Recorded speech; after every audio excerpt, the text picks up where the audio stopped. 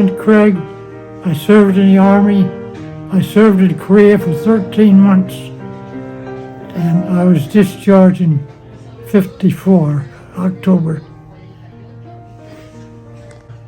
I was assigned to a place called Heartbreak Ridge. I went on R&R to Tokyo for 5 days. Had a great time. I served in Korea, Army, 1951. I'm 91 now. I got set up in a camp in New Mexico. Garden, about a dozen 90mm guns. And what they were doing, they were moving that group of guns cross country to New Jersey. They're going to set up a base in New Jersey. What they were doing, they were looking for train guards. And I figured that'd be an interesting thing to get on that guard in cross country. Took 16 days. We come up against some heavy resistance. They told us that we were not survived to survive. They're taking many with you and they're less than a war. I served for 2 years in the infantry. Good afternoon. My name is Michael Reverton. I served in the Army. The one thing I have to make straight, though, is that I'm a non-combatant because of medical reasons. After boot camp, I was told I was going to go and get called. So when I got called, it was mostly to get the old-timers up to date, computerized. I was working at IBM at this period of time. So IBM gave me the okay, and I ended up going to Vietnam.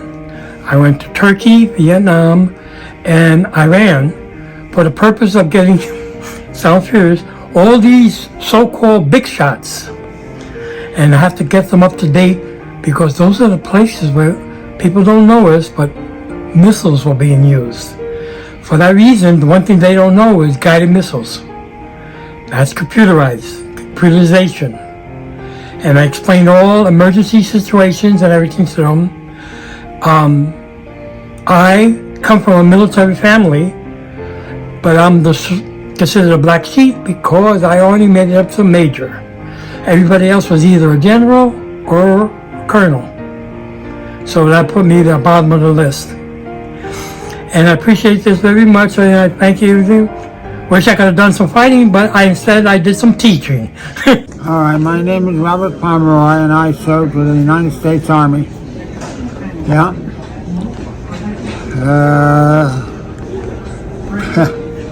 Quite a few years. Can't remember exactly, because I'm in my 90s now. So, you know, but all together, counting the service with this and the service with that, I served my life with this. My name is Bill Rosa. I spent 20 years in the Army, retired, and then I went to Vietnam when I got in, and I got wounded over there in a helicopter crash.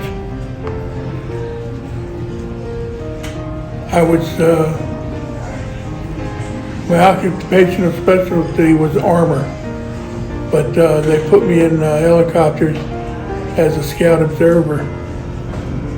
And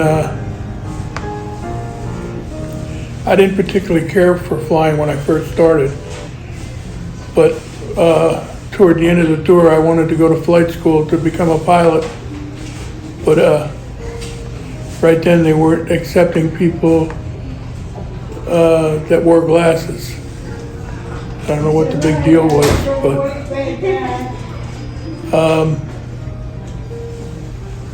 I enjoyed the 20 years I was in. I did 2 tours in Vietnam and went to Germany, and I did 4 tours there. I spent a lot of time there, and I can't speak a word of it, the German. But I retired in 1967. I enlisted because almost my father and my brother and a couple of my uncles, of course, they were in the military, and I've always had an interest in the military. So I knew that when I got out of college, I was going to enlist. I was going to do it at the high school, but then I went to City College for free. So I took advantage of that. And as soon as I got out, then I enlisted in the military. I enlisted for 3 years, 3 years in the Army, and let's see, and at that time, they were sending everybody to Europe. So I spent 3 years living in Germany, and while there, I got to go to not only Germany, France, Italy. I got to travel, see different parts of that part of the world, and let's see. I mean, there were rough times, too, because a lot of times you had to go on maneuvers and live in the fields, so that was rough. And I missed home, I missed my family. But I got through it because I made friends, new friends. I met people from all over the world and all over the country. And there's some people I still communicate with. I'm Frank Monahan. I served in the Navy, 2 years in Pensacola, and 2 years aboard the battleship Wisconsin. Had a great time. Enjoy yourself. Hi, my name is Peter D. Adams. I was in the National Guard for when I first got out of high school. I wasn't sure what I wanted to do, so I joined the National Guard, and I was sent to Fort Dix for my 8 weeks training, which everybody has to do. And then after that, I was sent to Fort Sill, Oklahoma, and had my training down there with the 105 and 155 howitzers. And there's 3 different things that have to go on in order to get around to hit the enemy. And the enemy would be like a tank or a truck or whatever. And 105 howitzers and 155 howitzers is what I learned how to fire, but I didn't fire them. I was sent into Fire Direction Control, FDC, which receives the place where the enemy is on a map.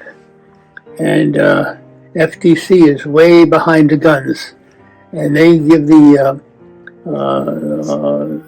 amount of power for the guns to shoot the round to hit the enemy tank or whatever it might be, and then it's all got to be done within seconds, because if not, then the enemy gets away. So you have to get that all done in a few seconds until the guns where the enemy is, and they fire the gun and hit the tank or whatever they got to fire. So that's what I learned in my training in the National Guard. Later on in life, after I went to college and everything, I wanted to go back into the military at West Point and play in a West Point band, which I did. And I stayed there for 3 years, but I didn't stay for a lifetime. So I got out and went back into the regular life of working a job. I became selling suits, and I became very good at that. So, and meanwhile, here I am now today, remembering all this, and I'm glad I had that experience in the military. was a good life. Thank you for hearing me. Richard Mullen. In the Marine Corps for 4 years. I'm Marion Ritz. I was born in the Bronx and went into the Air Force. The best thing that ever happened to me. Marion, what did you do there? Office work and things like that. And help people. I mean, help people. Thank you. Okay, I'm Cliff Harris. I served in the Navy from 55 to 59. I was aboard a carrier, USS CVA number 9, the Essex, for a year or so. Did a year or so in the Philippines.